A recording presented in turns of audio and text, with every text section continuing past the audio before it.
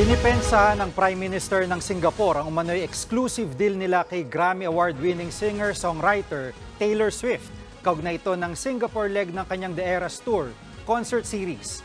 Ayon kay Singaporean Prime Minister Lee Hsien Loong, nakipagnegosasyon daw ang kanilang mga agency para mag-concert sa Singapore si Taylor at para ito lang ang nag-iisang stop niya sa Southeast Asia, hanggang sa nagkaroon daw ng kasunduan na tinawag niyang very successful arrangement.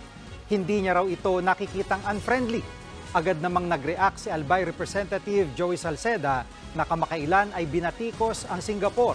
Ayon kay Salceda, sa wakas daw ay inamin ng Singapore na nakipagnegosasyon sila kay Taylor para sa anyay exclusive deal at para harangin ang iba pang bansa sa ASEAN na mapagdausan din sana ng concert ng American pop icon.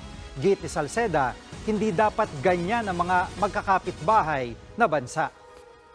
Mga kapatid, Jiggy Manikad po, iba na ang may alam at may pakialam sa panahon ngayon. Para sa konkreto, kumpleto at komprehensibong balitaan sa Frontline, mag-follow at mag-subscribe sa social media pages ng News 5.